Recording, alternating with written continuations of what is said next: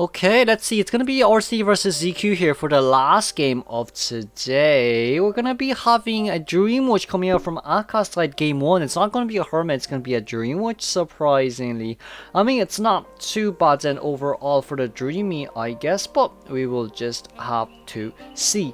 With the team like this, Drop can be coming first chase here. It shouldn't be too hard for him to work around an area like this. For Drop, what most likely will be more important is putting as much distance as possible. With the follower, of course, you're gonna be needing to get off that beast as soon as possible here, as we do see Drop not taking the beast back. Wait, did the beast come back? I think the beast did not come back. It does seem like 40% of the beast has been consumed as of now, going to 20-second cooldown. We're gonna be seeing that pallet dropping down there immediately. At least still the good news is the fact that Drop can vault out there, but will not be giving the... Oh, will not be giving the... Okay, that's a bit more surprising to me, utilizing the flywheel for that. But I guess at the end of the day, it is what it is. For the normal hit to be coming out right here, Drop most likely will be getting a blink down. It's currently a blink Dream Witch. It's not a... It's... okay. It's not a Patroller Dream Witch, it's a Blink Dream Witch apparently. Seeing where Drop is right now. Can we get off the beast? We couldn't get off the beast right there because we were still in animation. Drop going down a little bit earlier than we expected. Moving the beast as fast as possible, but Dream Witch will just get rid of your beast now. Having no bees, well, having like I'd say 5 more seconds of bees remaining. Reaching on towards our entomologist here. Sadly didn't really contain enough for the 4-man endgame, but they definitely did contain enough for the tie, I guess. For now, we most likely will be seeing a... Well, we're going to be seeing a Gravekeeper coming in to rescue, successfully dodging that first set right there. At least it won't be a failed rescue, but also from the survivor side, they need to locate towards the ciphers a little bit faster. For GK here, rescuing early isn't really worth it. He should try stall for as long as possible. Getting to the rescue right there, it's probably best for you to not body block. Having no, well, still having bees there.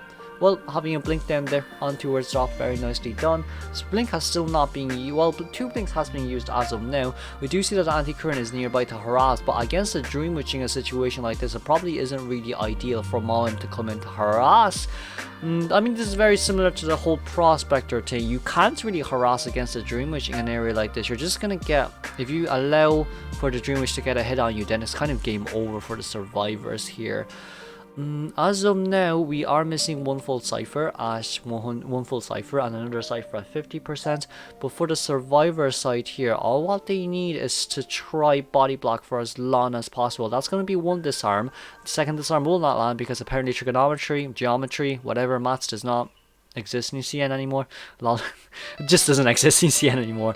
Did that hit? Oh, that's hit. That hit it at least. We're still missing one full cipher though. How are we missing one full cipher? Oh, it just started to get decoded. Oh, okay. But with that knowledge in mind, you need the anti-current to come in to harass a little bit, but if even if an anti-current comes in, there's going to be 2 followers here, so there's not much for you to do. You need to stall like 40 seconds for the cipher machines to be done at this rate, but with Drop right here, there's nothing much you can do. The flywheel has been utilized. Very nice disarm, but also at the same time, this is a Dream Witch. Dream Witch's brain is definitely racking up as much as possible right here. But going down right here immediately, we're not going to be able to do much from Moem's side. I'm just going to say that you're going to leech on towards Moem, and if Moem dies here, you're gone. There's a blink on towards the Dream Witch right here. If you allow the blink, you're gone. Moem. It doesn't seem like Moem. Well, there goes our anti... Oh, and no, there's a flywheel. But wait, can Moem do it? No, Moem can't do it. Leave. Oh, no, just leave. Please. No. Okay. I should be commentating properly. You know what? I don't care anymore. Getting the pallets right there was very nicely done, but also at the same time, the cipher machine progress is done as of now. We're going to start deleeching as fast as possible from our antiquarian side. You can't pop the cipher here because of the fact that Blink is ready and available to go. But for Sans here, having 1 shovel left on towards his hands, we do have a barmaid rotating towards Arms Factory Gate, the factory gate.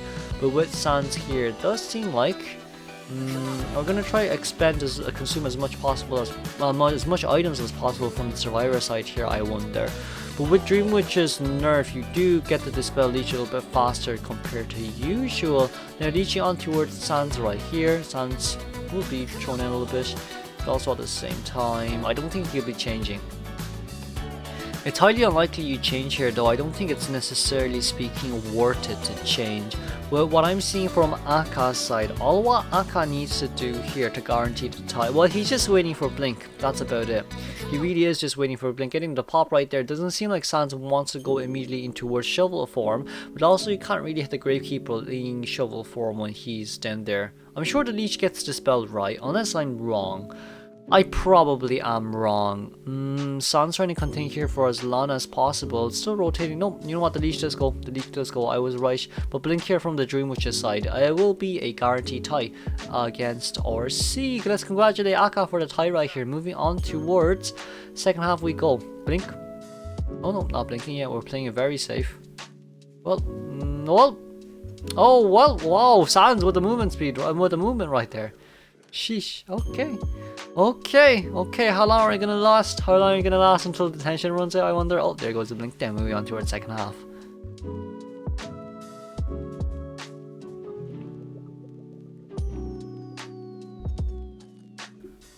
Okay, moving on to our second half. D coming out as Bloodbath Bloody Queen. Oh ho, decides not we're gonna go towards Ivory first, but Ivory with that movement speed buff there and also with the disarm, probably chasing against Anti-Current really isn't the best course of action here, but everyone here kinda counters yeah, they all counter BQ. You have an Entomologist who can move fast, you also have an Anti-Current who can disarm and move fast, you also have a Mechanic who can decode on chair and also rotate you, even though you could get her down early, that's okay, but you know what, it doesn't really matter, the doll's already out.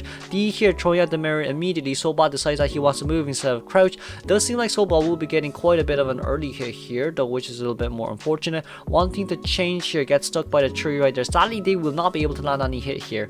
Ooh, first mirror gone forever and ever and ever. It kind of is a little bit of an unfortunate situation, not being able to get a hit over the pallet right there from D's side. This Sobot is actually containing pretty darn well, as our Blink will be ready as of now. If we're able to get that mirror hit right there and immediate Blink down, that will be so beneficial for D, because it could turn into a win game. But deciding to open with a Blink right here, can we have an Anti-Current coming in with a harass, a bit of harass, or it doesn't seem like we want to do so anymore. Missing the hit right there. D a little bit rusty on towards our BQ right here, decides to switch immediately, and we will be seeing a basement. We'll be selling here. We will be selling here.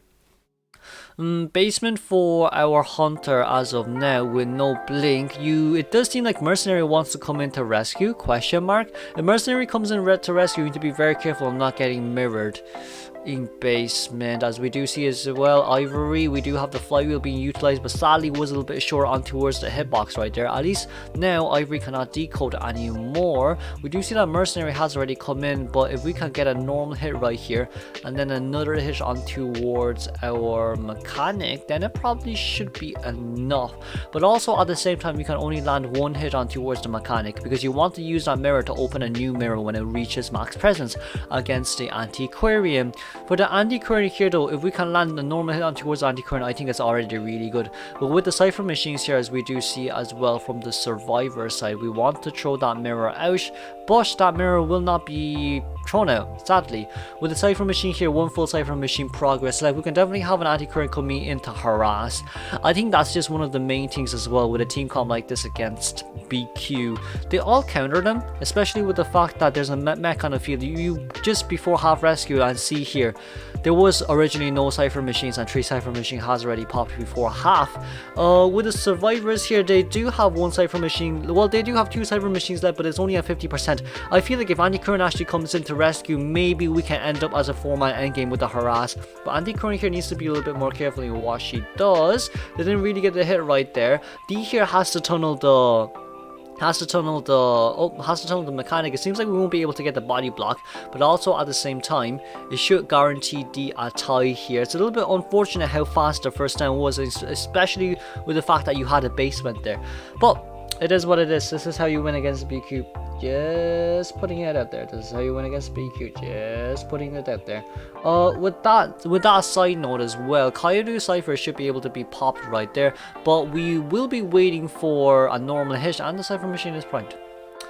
Well, there goes everything, but I guess I guess you do have a little bit of a time here for Mirror to come back out. Both exit gates are being opened as of now. You have a doll who's opening the exit gate, and you have the survivor who's opening the exit gate in your factory. D is going to teleport here immediately, but the exit gate is going to be open very soon, though. There's going to be 2 seconds left until the next mirror comes out. If D was any way slower, it would have been really bad. But Ivory here still does have Flywheel on her hands. Deciding to go off the city wouldn't be the best choice. I feel like this may end up as a... No, it wouldn't. It wouldn't. Unless there... Well, Dungeon's not actually nearby, so yeah. Yeah, if Dungeon was actually in middle, then this definitely would have been a 3-man escape. But considering the fact that Dungeon is near Shack, I guess it is what it is here. The Cypher Machine, the exit gate at 84% right there. Try to force this open as much as possible. The tension's over in 66 seconds, but I don't think they're gonna risk it to come into her rescue, considering the fact that this is a BQ with mirrors on her hands. Well then, let's move on towards game 2, in which I'm gonna do tomorrow morning. It is 11 AM now, PM now. Bye bye.